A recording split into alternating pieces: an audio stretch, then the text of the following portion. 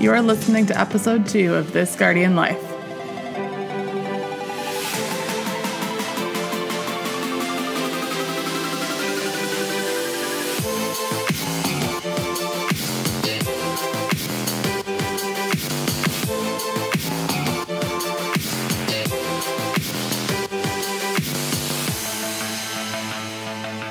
I'm your host, Belle Bunny, and this is my co-host, Hot Cup of Joe. And you're listening to This Guardian Life.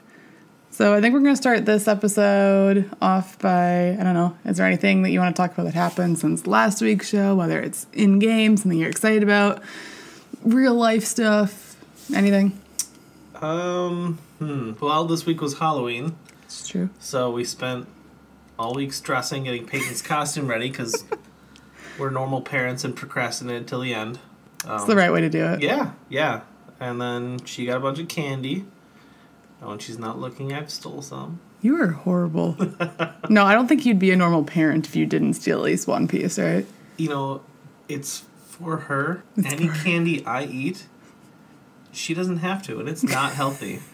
Well, anyway, what's new with you this week? Well, I took off a week from playing Destiny because it was Halloween, so I decided to spend a week playing spooky games, which, if anybody knows me, I don't play scary games usually, and I've discovered I actually kind of like them. Which is funny, because you hate scary movies. We cannot watch them together. It's more that I hate gross stuff. Like, I don't like really gruesome things or, like, just being nasty to be nasty, and I don't do well with jump scares at all. Like, I will never understand haunted houses. But this week, I played a couple. I discovered that I really enjoy The Last of Us. I've only played, like, maybe the first couple hours, and I absolutely love it. But the game I really, really enjoyed was called Hellblade. And if you've never played it, I know this is a Destiny podcast, but just a second, like, please go try Hellblade. It is probably honestly, it might be the best game that I've ever played that's a non-FPS. We'll put it that way. I still love you, Destiny, I promise. Well, and it's not a super long game, and because of that, it's not a very expensive game. Yeah, it's like $30, and a lot of times it's on sale, too. So It's very, very, very worth it. Played all the way through, watched the documentary at the end. Really great. But anyway, back to Destiny. Yeah, this Destiny thing. So this week we have our Tower Bulletin for you. And this week we had one submitted to us.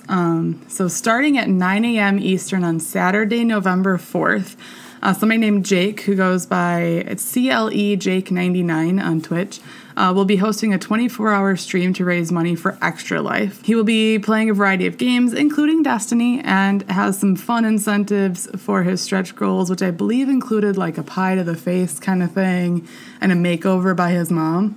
Oh, that sounds awesome. So that's going to be fun. So I thought as a community we could kind of come together yet again and not only raise money for a great cause, but let's also make this guy day with a lot of hosts and views and donations. It's kind of a surprise to him because I don't even know if he personally knows about us at all. So I think it'd be really cool. Who doesn't know about us? I mean, yeah, we're super famous and stuff. Yeah. But at least I am. If you want to check that out, it's twitch.tv/CLEJake99. The Twitch link and the donation link information will be down in the show notes. And remember, if you have a Tower Bulletin event, whether it's a charity stream or some other kind of cool event going on or an actual like meetup, please email us, thisguardianlife@gmail.com, and we would love to highlight your event. So as you guys probably noticed, we did not announce a guest this week. This will be the last show where we don't have a guest. We do have one lined up for next week. Yes, and it's kind of a cool switch over from our Tower Bulletin because next week's guest is Des-saurus. Goes by Des to his friends, and he is a Twitch affiliate streamer who's known for his charity work specifically with St. Jude, and he does a lot of charity work with St. Jude. He's also the founder of Raid School, which I personally don't know tons about, but I'm pretty sure it has to do with helping people learn how to do the raid. Which we could probably use. Yeah, I mean, we haven't finished the raid yet. Don't say that. People are turning us off. So we will be having Des on next week. So if you have any specific questions for Des, specifically about maybe some raid things or about what it's like to do a lot of charity work, feel free to send us some questions. Otherwise, I'm sure we will have plenty of stuff to talk about with him. So Yeah, we've got that to look forward to. But let's talk about last week really quick. So this is our segment that's the last week's community reflections. We need a better title for this segment, so if you have an idea for it, please let us know what we should call it. But basically, this is where we take your feedback and your reflections on last week's topics, and we kind of share them with everybody. So one of the feedback was I was too quiet, so I'm getting really close to the microphone. Oh, God. So last week, our big lore conversation was about civilian vehicle usage in the city. And a non-pig on, I just love his name. That's great. A non-pig on Twitter had written to us saying, well, there are the yellow utility vehicles on Titan and the Drake tank, but those aren't a thing we just keep in our backpacks. I've always imagined the city to be like how I imagine Italy. Most people walk and others ride Vespas, so Sparrows kind of fit in the souped-up street bike place.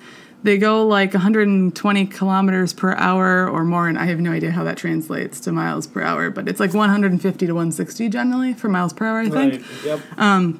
He said that's not street legal anywhere, so slower Sparrows is how I've pictured it personally. And that kind of goes with, like, I think what our initial thought was. Sure. Like, if there are Sparrows that are used by civilians, maybe not quite to the level we use them. And Bungie, if you want to add a Sparrow that looks like a Vespa and drives kind of slow, I will totally ride that around. Yeah, that's true. Ooh, like an old school Vespa. Like, not the newer, but like the old. Oh, that would be awesome. Yes, please. So thank you, Anon Pig, for giving us your thoughts. And don't forget, you guys, if you have thoughts about this week's show and our topics, and I'm sure that you will once you see what our lore segment is, or our not lore segment topic is, make sure that you send them in to us. We would love to discuss what you guys thought. And the other reflection that we want to hit on is just a huge thank you to all of you. We got some really awesome general positive feedback from our very first episode, and that means a lot to us. That makes us feel like we can definitely go somewhere with this, and we were kind of blown away, I think, by the number of listens and the amount of support that we got. And just the number of submissions for people wanting to be on our show. Yes, our guest thing went from like 2 submissions up to quite a few more. Yes. So huge thank you to you guys. And if you are interested in being a guest, we'll have the form for that linked down below as well. And one of the things that we also really appreciate was the shout out that we got from Guardian Radio, which if you guys don't know, we are technically officially part of the Guardian Radio network now. So huge thank you to the Guardian Radio guys for giving us a shout out. I know that definitely sent over some really awesome listeners last week. So thank you. And if you guys don't know what the Guardian Radio network is, Guardian Radio is technically the first and longest running Destiny podcast in the community. And there's a network of podcasts kind of around them. Guardian Radio does a lot of general news and like kind of reflections on the game. There's also Guardian One, which goes through the rundown very precisely, and they're super awesome guys. Then there's also Focus Fire Chat, which is lore, and those are people who actually know what the heck they're talking about when it comes to lore. They actually read the Grimoire. And they have an entire community on Discord where they have chats every single week, constantly going with lore in Destiny and out of Destiny. I know there's a large Star Wars discussion, and I think they enter into Doctor Who. And there's a lot of awesome stuff there, so make sure you check that out. But yeah, if you want a full list of all of the podcasts that are available in the Guardian Radio Network, check out Guardian Radio's website, and you can check out all the different podcasts there. But let's get into our news segment. At Paris Games Week, which was this week, Bungie dropped us a new trailer with a lot of pretty cool stuff coming out. Yeah, so if you guys didn't see it, this is the trailer for the first expansion in Destiny 2, which is called Curse of Osiris.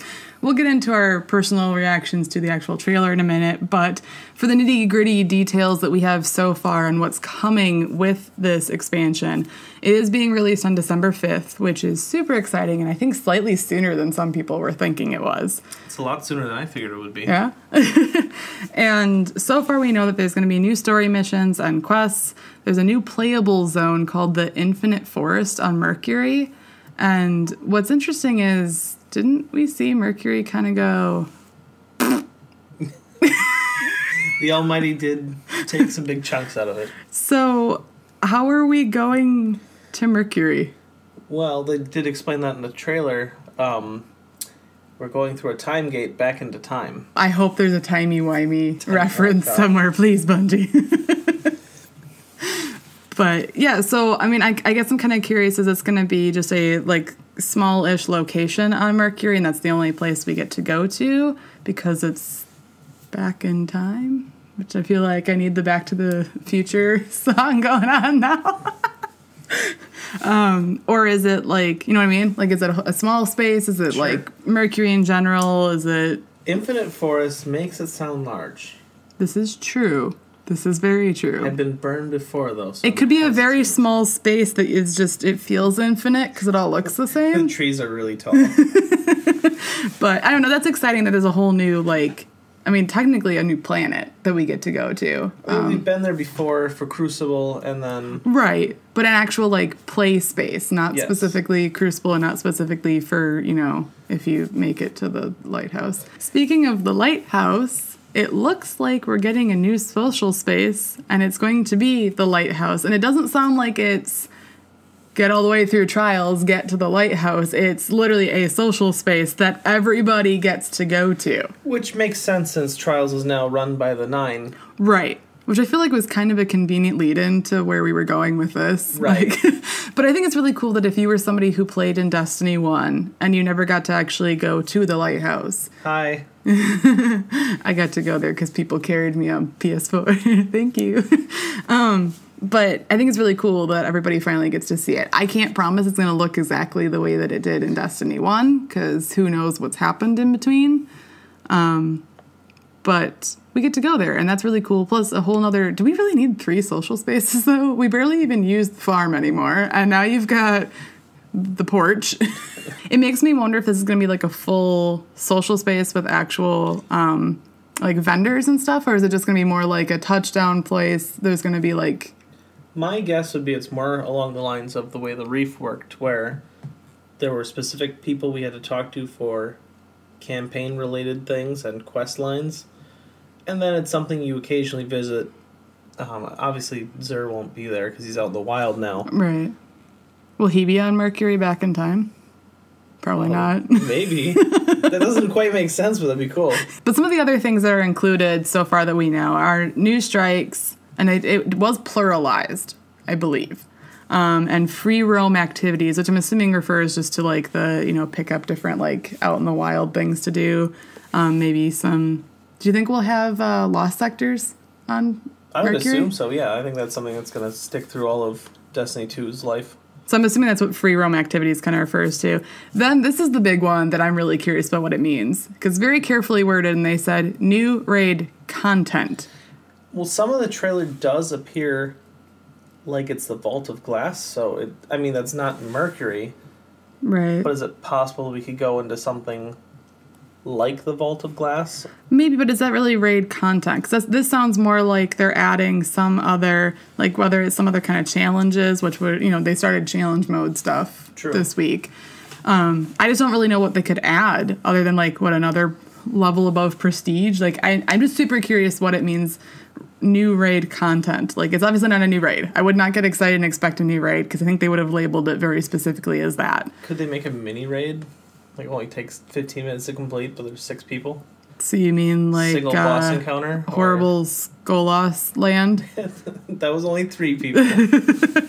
I don't know. I still feel like it's like, it sounds like an additive, right? Like, new content for the raid that currently exists. Prestige raid with friendly fire on.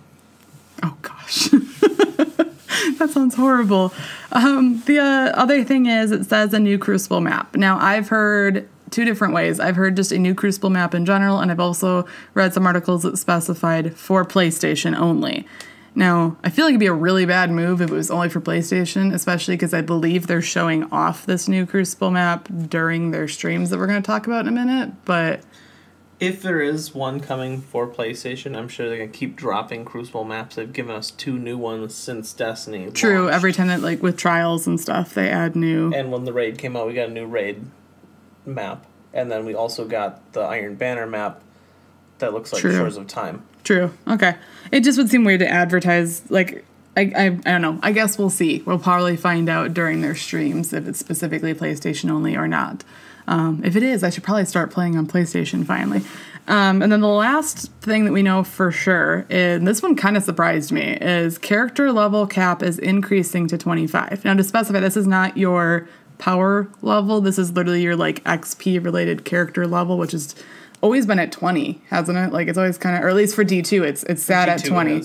And they're bumping it up by 5. And I'm just kind of curious why, as opposed to increasing the power level, because... I assume that will increase as well. I don't know. I haven't seen it listed yet. I've only seen character level specified. You would think that power level would be the one they'd really advertise if that's what they were doing. I don't know. But I saw a few people thinking maybe this is going to lead into new options in your character trees, because, like, every time that you, like, leveled before, right, you would get, like, a point that you could apply to your character tree to open up another segment of it, right? Or they really want you to gain that XP so you can buy some of those new Eververse ghosts. But you still gain XP anyway. You don't need... Is it just like an incentive to want... I mean, you don't even try to do it. It just happens when you're playing. So, I don't know. I feel like this has to lead to something, unless it's just their way of being like, oh, hey, look, we gave you some kind of increase, but we didn't want to increase power level. My guess would be that they've decided on what the character level is going to be. They haven't nailed down the power level yet, so they're not announcing it. And it will be coming in the future. That's possible. I guess we'll have to see. I'm hoping it's tied to something more than that. But so, real quick, the overall trailer. Like, what were your thoughts? Because we watched it a couple of times. Okay, first of all, oh boy, any expansion that is about a warlock, I'm down with. All right. Except, what was the first thing he says to me when he watches the trailer? Yeah. Okay. Osiris looks like Horizon Zero Dawn pooped all over his clothes, which that's fine. They look great. Love the look. But they look straight out of that game. Do you think you like it though? Oh yeah, it's gorgeous. Okay. I love that game. So true. Yeah, I'm just it got me really excited. Like I don't think I'm the only person. I know I'm not the only person who.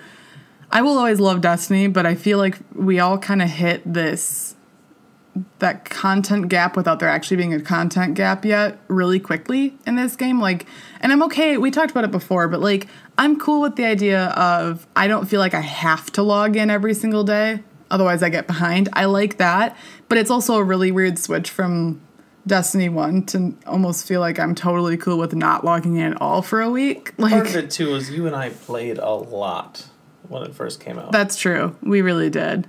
Not nearly as much as other people, though. But I feel like, I don't know, even though we haven't finished everything, I still, not necessarily burnt out, but less of a, like, I have to go play this right now, and more of a, oh, yeah, I could probably go do that. Which I'm fine with. I mean, I've been replaying some Fallout 4 in between, logging into Destiny. I've explored a lot of new games, which is cool. I honestly think that's the best way to play something like Destiny is to... When you're not feeling it, go play something else for a bit, and then all of a sudden it's like, oh yeah, Destiny, I like you. Like... It's one of those games that's always in the back of your mind. I feel like it colors the way you view sci-fi and other games. This is true. I compare everything to Destiny now. That's true, which is probably a little unfair to other games, but... Maybe.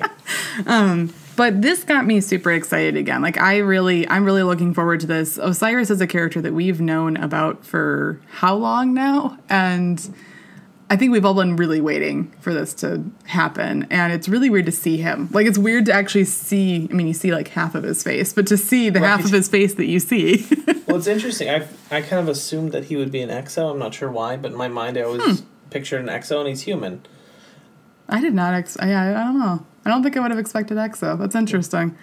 The other thing that I find really exciting about this DLC, we've always called the Vex time-traveling robots. Mm-hmm. And we experienced some of the time travel in the Vault of Glass, jumping between the future and the past, and then with House of Wolves, Skolas was bringing the House of Wolves from the past to fight us in the future. Right. But in actual gameplay...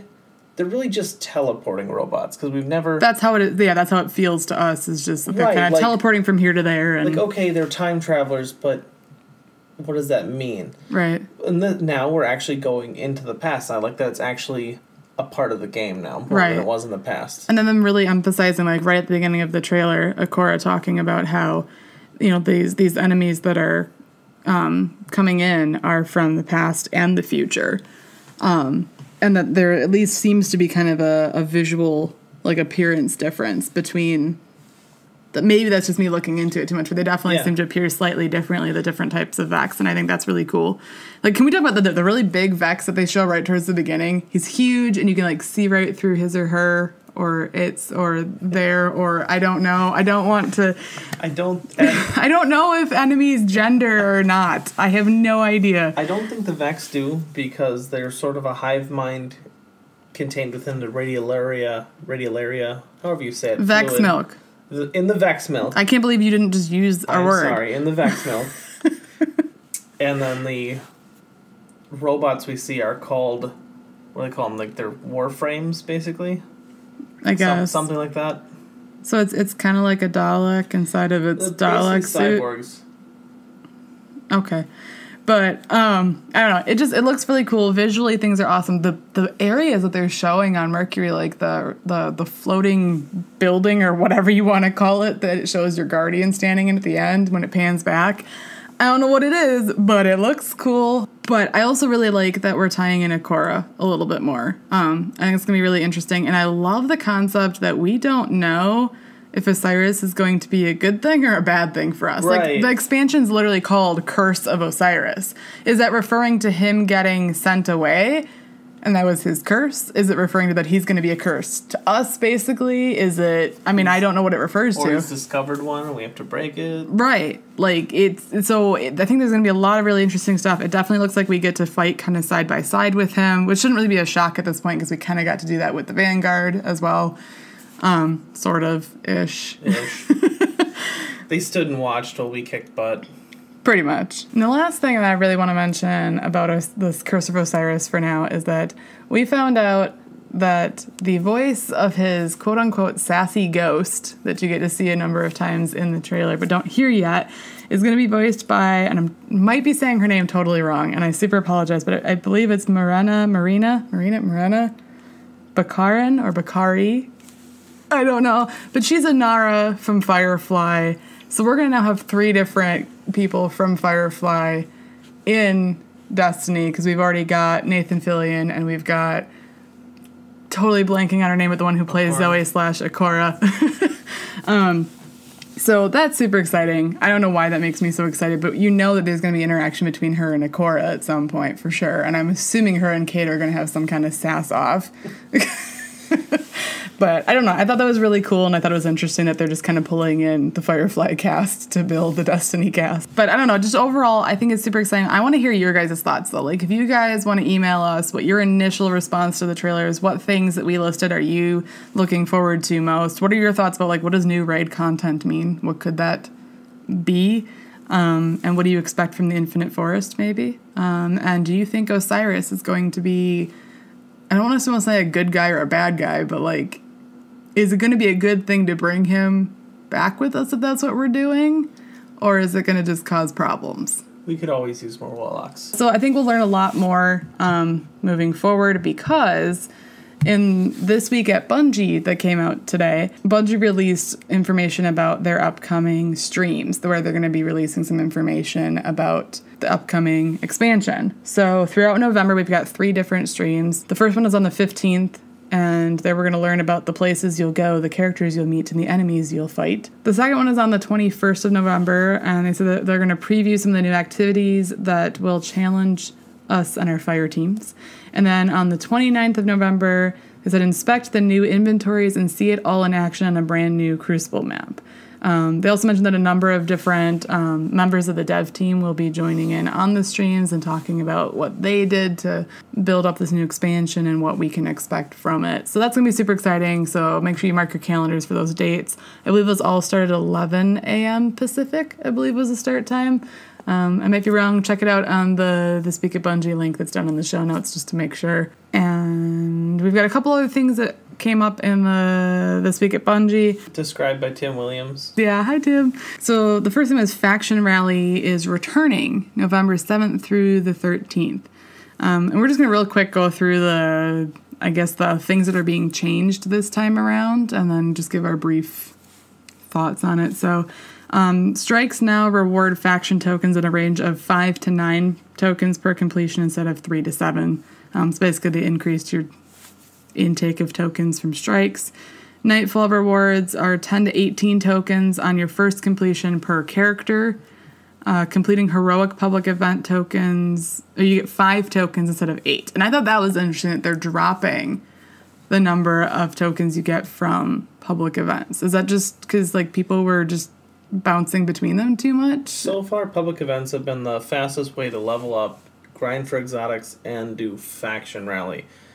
So I think they're trying to get people to do other activities instead of just grinding public events over and over again. Okay. It's kind of become the Destiny 2 loot cave with a little more movement. A little bit. Destroying enemy resources no longer rewards tokens, but opening lost sector chests gives you 3 tokens for each fire team member. And I think the main reason they did this one, other than the fact that people were just running in, shooting the resources and not completing the entire lost sector and just kind of resetting it, which totally did not do that at all. Oh yeah, not at all. So I think that, again, they're trying to push people to do other things, not just kind of try to break the system. And also, the issue was if you were in a fire team, you ended up kind of screwed over by your fire team members if they shot the resources, because whoever killed the resource got the reward token. See, I liked the resources because it changed lost sectors a little bit. Yep. I just wish when you destroyed them, it would grant the tokens to each member of the fire team or something different. And then if you had like a cooldown on going back into at least that specific lost sector, I would understand that, so that you're not just grinding the same one over and over again. That makes sense. At the same time, at least this way you still get some, and they will still, the destroying the resources is still a thing as like part of the daily tasks or whatever. You can still go in and they'll still be there. They're just not as prominently necessary now, I guess. Right. And then the other thing is there's going to be new weapons available in the packages that you get, the engram packages, for faction rallies. And there's a good number of new ones, and they look pretty cool. I don't know how good they are, but they look cool for each of the... I don't know. Future War Cult ones are pretty because they're rainbowy. And then they emphasize that the winning faction only gets the like special weapon option at the end of the week. And I thought it was interesting they had to emphasize this, because at least me, and I know a lot of other people going in, thought that all of the reward weapons would be available, but only the winning one had the option for the winners to be at the cheap price. Right. Yeah, I think a lot of people were confused by that. So I think that's why they were like, only the winning faction gets it. Because I don't know, when I signed in, I was like, wait, what now? I don't get my thing anyway? Like, so, which kind of makes more sense, I guess, when I think about it. It's just, I think it was disappointing because that's not how I thought it was going to work. So any predictions on who's going to take well, I don't know. I mean, based on the weapons that are up for grabs this time, because you got New Monarchy gets a sword, Future War Cult has a fusion rifle, and Dead Orbit has a grenade launcher. I would assume a lot of people are going to default to the sword as long as it works fairly well. I'm thinking New Monarchy is going to kick butt this time. Just in general, like it was second place. Yep. Last time. It had technically the prettier gear than at least Dead Orbit. It's got the coolest shaders, guys. So, I don't know. That my guess is if Dead Orbit doesn't take it again, which I could definitely see them not, just because I think a lot of people are going to switch to New Monarchy. Also, just to get something different, right? Like to have a different one win. I could see a lot of people switching. And also just because their stuff looks better. And honestly, as much as I love Future War Cult, I might try New Monarchy this time. I'm so sorry. But I don't know. Is that what you're thinking too? Yeah.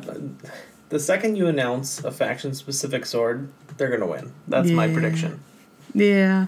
It really does depend, though. Like, if enough people stick with Dead Orbit, it could win again. But if they don't, New Monarchy will. People already have a lot of that gear, and they're sick of the shaders at this point. It's true. I don't know. I guess a lot of it will depend on what the roles look like on the new stuff that they've added as well. But we want to hear, who are you going to be repping, and who do you think's going to win?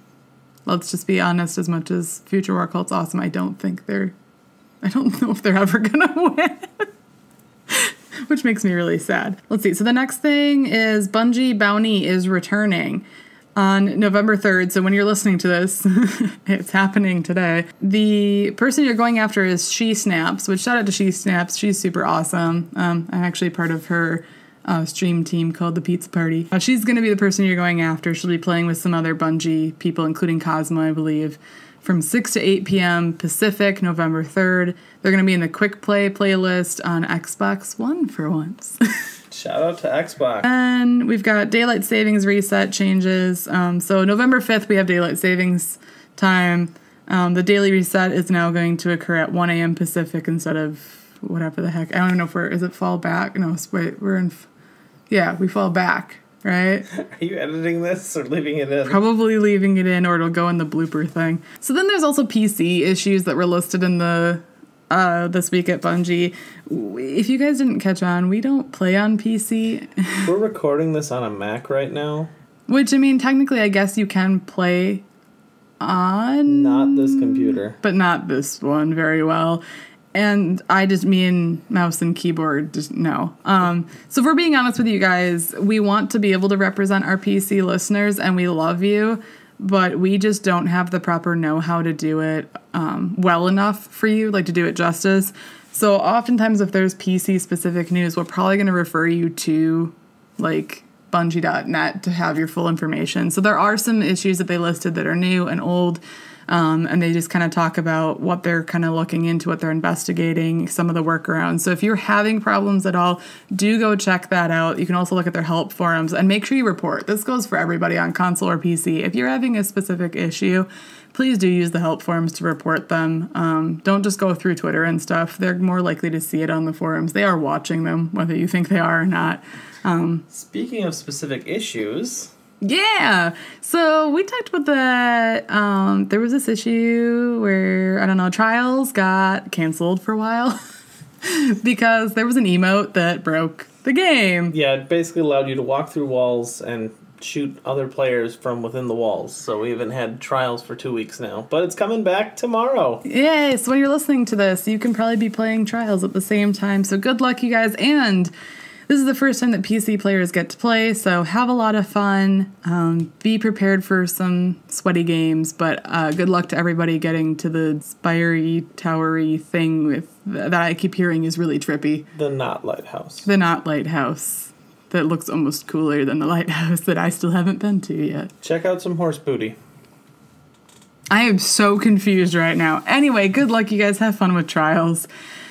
And that's it for our news segment. Up next, we've got our Not Lore segment, which is basically where we pick really obscure, strange questions that I guess sort of are lore related, but that don't necessarily have actual backing in the lore in the game. And this one's not obscure. This is something that I feel like is really close to home because everyone wants to know what makes a guardian, and this is kind of at the heart of that. Right. So we've had a lot of different questions from you guys, and we've had the questions ourselves and they're all kind of centered around the concept of guardian bodily functions. Like, when you become a guardian, does your body work the same way that it used to? So I know the big one, one of the big ones you want to know about is, do guardians have to use the bathroom? Do they poop? Do they pee? Is that a thing?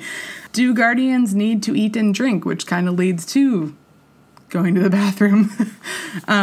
We've got two that were sent in to us on Twitter. This one comes from The Real Skank. It has to do with his last name, okay? Are all guardians blood/tissue/organ donors, since they could literally donate everything multiple times per day? And from When Dizzle Bizzle, what do female guardians do during their monthly cycle? Was a little pill invented during the golden age that prevents them? And the big question is... do guardians have sex/reproduce? Are babies gifted with the light too? That was by... Frodo's tweet sent in the second part about if they can reproduce, are guardian babies automatically with light or not? So we're just going to kind of go through these, probably top to bottom. Well, actually, I want to address the cycle issue first, because that's a non-issue. That's a non-issue. We entered the golden age of humanity. If no one solved the having to deal with a period problem... it's not golden. Yeah, that was solved. We're still in the dark ages, if that's the case. Human lifespans tripled, but before that, ladies said, we're not dealing with this every month, we're done. Can you imagine a guardian having, for that week, and this is not me trying to be, stereotyping women who deal with periods. But can you imagine what it'd be like if the entire tower full of guardians, all of the lady guardians at the same time, because they would sync up, okay? I know this is kind of like a TMI conversation here, but like... That's the point of this conversation. Yes. It would be so horrible, you guys. Like, it would be bad. You can ask Joey, you don't want to be around me. Sorry, guys, can't raid. Can't raid. Just shoving people off of things in the raid just because you're angry. There'd be a lot of friendly fire incidences. Or be like, I shot that Vex. Oh my goodness, I killed the Vex. It was so cute. That might be just you. That's possible. So, yeah, I agree. I mean, we're already just in actual real life. We're close-ish in a lot of ways to at least dealing with that better. You can choose to not... So, yeah, if that's that one, it's definitely, I mean, the question is more, in general with all of these, though, would it even occur at all anymore? Do Guardians' bodies still have basic function, right? Like, do they breathe normally? Do they have normal systems still? Because obviously you're getting brought back to life. Every time you die, you're getting brought back by your ghost. Technically, in our case, we were legit dead. Right. And got brought back as a guardian. Is that how most guardians become guardians? They are described as the ancient dead. So technically we're like zombies without the whole eating brains thing, right? Well, I mean, you basically were a skeleton when your ghost found you. You were found in cars filled with So are skeletons. we like is our like inner being put into something else? Like, is this even the body we died with? I assume it is. I believe it was reconstructed by the ghost. Okay. Because I believe most guardians died in the collapse and were brought back. That would make sense. Already heroes. I mean, we were in a battle. frickin' car trying to get into the... I think it was supposed to be that we were defending the Cosmodrome, and we happened to die on that. Oh, really?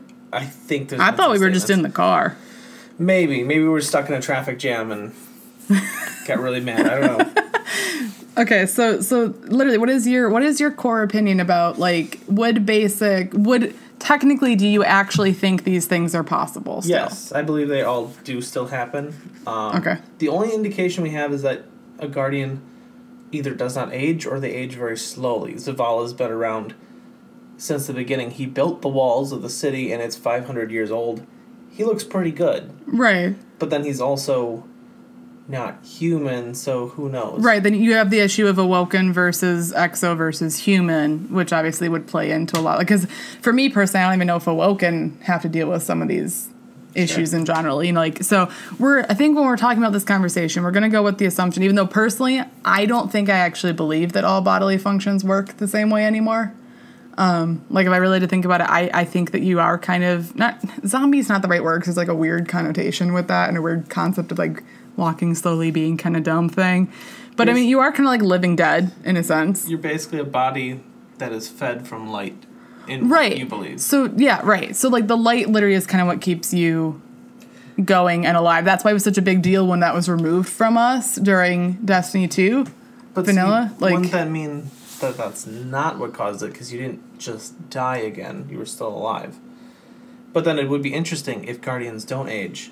While they had the light gone, were they aging? I don't know. This is a short period of time. Right, that's almost what it seems like to me, is that, like, you're obviously very weak, and I don't think it's just connected to your strength and your ability to, like, regen or whatever. I don't know, now I can almost want to, like, tie it in. Is this like Doctor Who? Like, do we just get so many regenerations and we run out?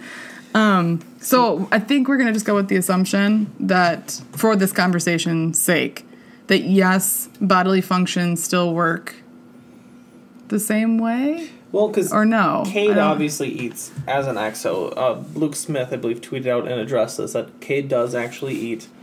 And the way he worded it, he can do other things as well that a human body could do. So read into that how you want to. So, I mean, I guess my question more for the eating and drinking and stuff, though, is it a they can, so they do, or do they have to, right? Like, do you actually have to sustain your body a normal way? Because if you can be brought back to life, does your body really need that kind of thing, like nutrition, to keep it going or not? If you have to, I'm wondering what Eris ate trapped in the Hellmouth for several hundred years. That's a good point. So hive poop. Hive poop. good and nutritious, high in protein. I don't know. So I guess my question, the thing that interests me more, if you die as a guardian and your stomach is full, are you brought back hungry, or are you the same as you were? Like, yeah, is it like a reset in some sense on your body completely, or is it... If you were to catch the flu, could you just shoot yourself in the head and come back healthy? I mean... That's a good point. Like, how much does your body completely... I would assume that, yeah, if you're sick and then you die as a guardian and get revived by your ghost, that technically you should be well again, right? Because, I mean, you're not, like, sitting there bleeding out still from gunshot wounds and crucible or something. But maybe you can never get sick because your ghost is constantly healing you as well. That's true. That's how I don't get my period as a guardian. My ghost just like, zap, nope, not happening. Well, I would guess that guardians cannot reproduce either. See, now why? Why would they eat, drink, and poop but not make babies? It comes down to a design thing by Bungie for me. They explain that Master Chief does not have sex because they give him suppressants that lower his libido, therefore he can stay in his armor and not get horny all the time. For that same reason... The fact that they had to explain this because you know enough people were like, I have to know. There was a lot of fanfic. Don't look it up. Go look it up. No, don't. You don't want to know. But I would say because of that, it would be more convenient from a game developer perspective to just say, Guardians don't have kids. Right. I mean, then you also have the issue of, you don't see kids in the tower. Like, the only time you've seen kids is in, like, the concept art stuff during, like, parade and things like that. Cutscene. We saw young Amanda in the tower. Right. But Amanda's not a guardian. I would assume that she has civilian human parents. They're dead. Well, had. So, I mean, I don't know. It is an interesting concept to me. Like, I would assume that Exos especially can't. Even if the answer was yes for other Guardians, I would assume that Exos can't at least reproduce the normal way. I'm sure that they all probably have sex to some extent. Like, sure. Let's be honest. I don't know if they could be happy human beings or awoken or whatever, realistically. If they're anything like us, right. They probably wouldn't do super well with that unless they're all... Most people need, that's in quotes, but there's a psychological need to have physical relations. Right. And I do like that you said most, because not all. There are a number of people who do not identify as asexual or something else. Yep. But for most people, eternal life, serving the city would suck if you couldn't enjoy a good burger. It could be a vegan burger, I don't care. But a good burger and a little time with someone else. Wow, you just got so awkward about saying sex. Doing it.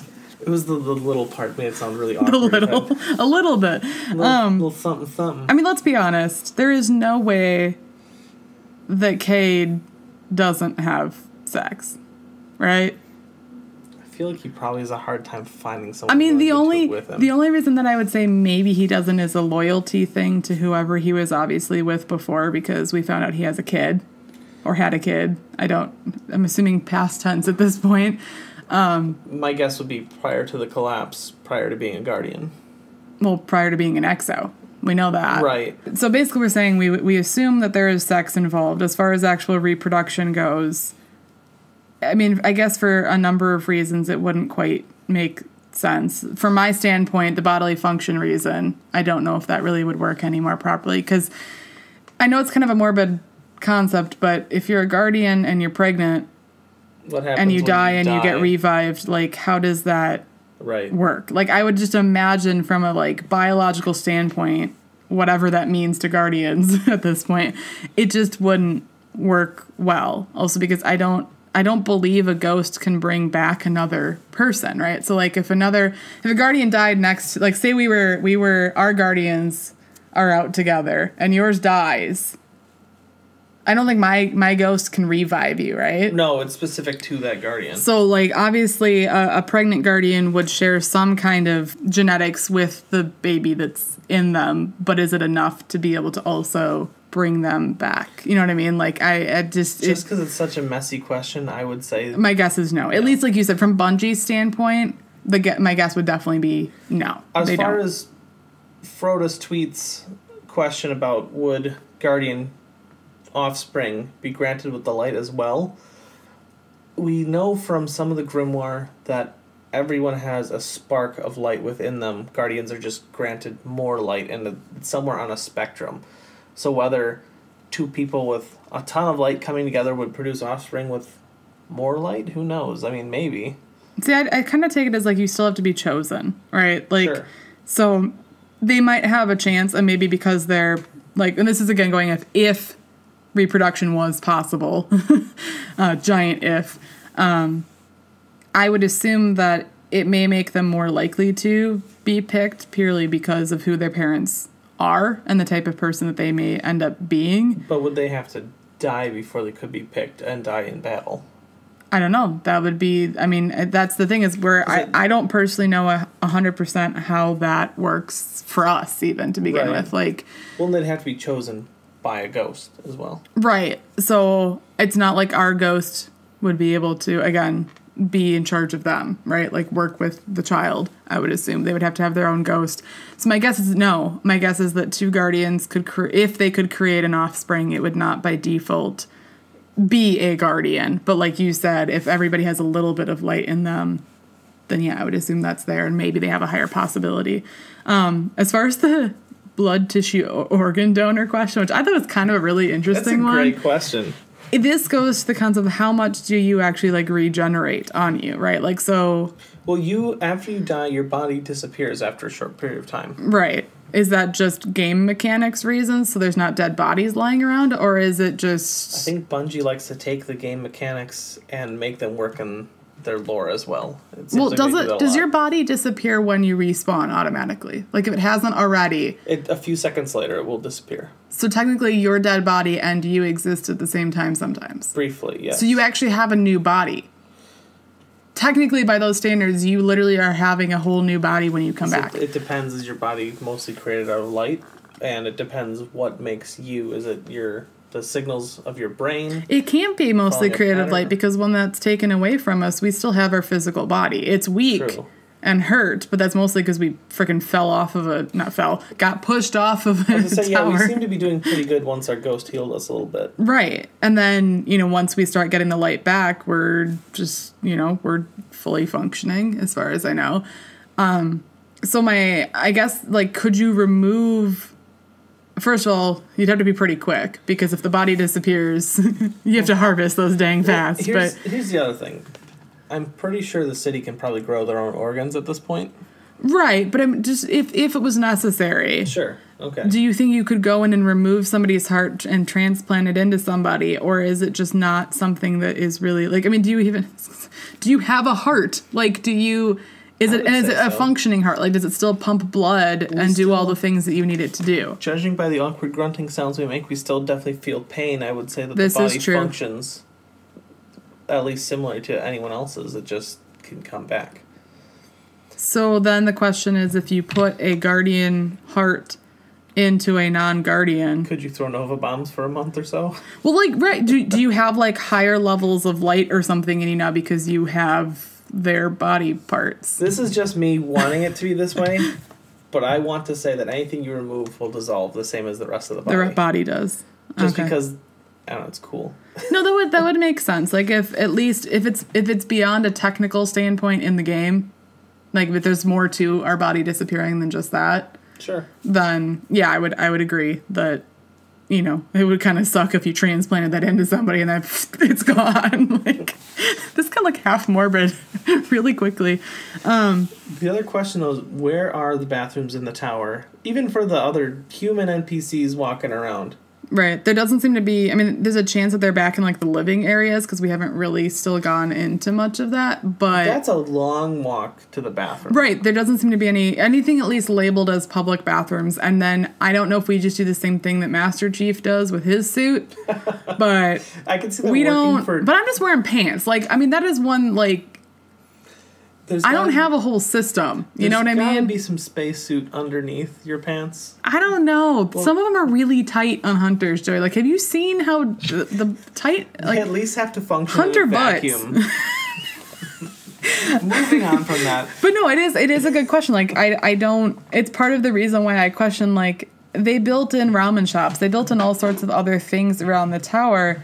And then we spend so much time away from there. Majority of our time is not spent. I mean, I guess you could just take down your pants and go in the woods. But as a Titan, the infinite forest, or whatever it's going to be called on Mercury, you have to go back in time to pee.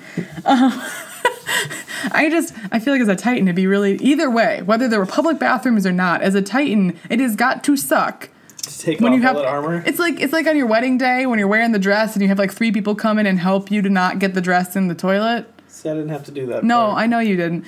I didn't really either, but I guess it would be really difficult as a Titan. So, extra bonus points to Titans for being able to deal with pooping. See, if you had to go, though, could you just die and then you don't have to go anymore?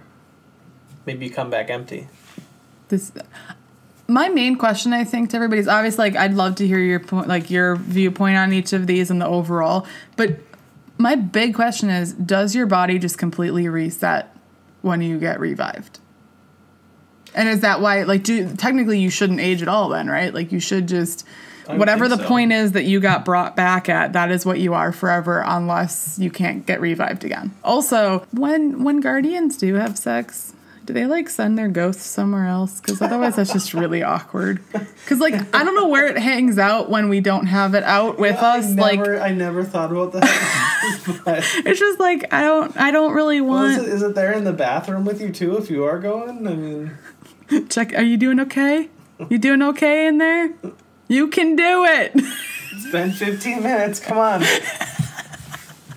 So yeah, I think overall this is a big conversation that we could talk about for a really long time. But I'm really curious in everybody else's thoughts on. Yeah, and if there is anything in the lore to back this up, yes. I doubt Bungie has touched this with a 10-foot pole, but if there is something to back it up, we would love to know. Yes, let us know. Send us links, send us information. And just a reminder, if you do, please email it to us because it's a lot easier to keep track of an email than Twitter and stuff. I know Twitter is really accessible. I'm a tweet fiend, but if you can email us, then it's more likely to end up on the show because I can actually grab it from there instead of searching through Twitter forever. What was that email link again? thisguardianlife@gmail.com. Good job, Joey.